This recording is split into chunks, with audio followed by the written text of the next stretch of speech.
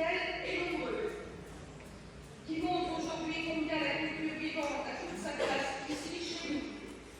Ce concert est aussi le symbole, celui du lien entre les habitants, celui de la beauté accessible à tous, celui du temps que l'on s'accorde ensemble pour ressentir, écouter et s'émouvoir. Alors, ouvrons nos cœurs et nos oreilles, profitons pleinement de cet instant suspendu, de cette fin d'après-midi bénie de quoi. Je vous souhaite à toutes et à tous un merveilleux concert. Encore une fois, merci à la chorale de l'Arcole en chœur pour ce beau cadeau qu'elle nous fait aujourd'hui.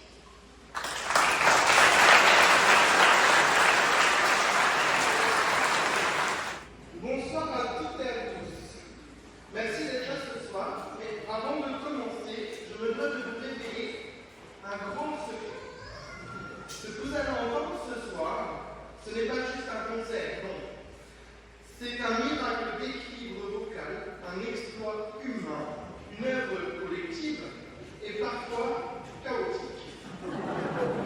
Bienvenue dans le monde fantastique de la chorale polyphonique à 4 voix, aussi appelée, mais pourquoi je n'ai pas la même partition que les autres? Je vais commencer par les basses, je vais les décrire un petit peu. Les basses sont comme les fondations d'un château de cartes, invisibles et silencieuses. On ne les entend pas toujours, mais attention, quand ils ne sont pas là, tout s'effondre. Enfin, pas tout. Mais disons qu'on le sent passer. Les basses, ce sont les piliers tranquilles du cœur. Posés, imperturbables, endormis. Non, non, ils méditent leur si bémol, autrement appelés par certaines basses les bestioles. Viennent ensuite les altis. Les altis, ce sont les MacGyver de la chorale. On leur donne des lignes vocales impossibles, avec 3 dièses à la clé, 2 bémols et 0 mélodie. Elles chantent, ça comme si de rien n'était. Stoïque, la bravoure incarnée. Elles disent au chef que c'est Dieu pour elles quand les sopranes prennent le dessus pour se faire entendre. Mais elles persévèrent. Et parfois, dans certains chants, elles ont enfin la voix mélodique. Alors là, c'est la gloire pour elles. Un peu de reconnaissance, un peu d'harmonie, avant que les sopranes ne reprennent le dessus à coups de notes plus hautes que les mots du chef. Les ténors maintenant. Ah, les ténors. Ces êtres rares, précieux et légèrement imprévisibles. Ils sont souvent en voie de disparition, mais quand on en trouve un, on le bichonne comme un panda. Ils chantent fort, haut, parfois même très haut, et parfois à côté. Mais toujours avec passion, les yeux fermés, comme s'ils étaient seuls sur la scène de l'opéra Garnier. Ils vivent dans une dimension vocale parallèle entre la voix de tête, où on chante aigu, la voix de poitrine, où on leur demande de chanter trop fort, et aussi la voix de panique.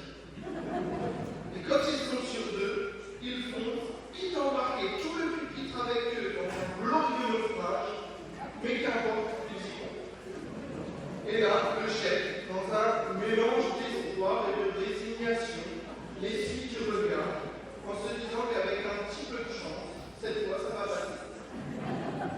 On n'a pas fait les pieds des pupitres. Enfin, les sopranes. Les reines, les divas, les championnes, toutes catégories du décollage vocal. Elles ont la mélodie, la lumière, les aigus, et surtout, le dernier. Ce sont elles qu'on entend en premier, ce sont elles aussi qu'on entend en dernier, et parfois même au milieu, quand elles ne devraient même pas chanter. Elles peuvent chanter des notes si hautes, mais elles sont les seules capables de dire que c'est trop haut et que c'est trop bas dans la même mesure, c'est-à-dire sur 4 notes.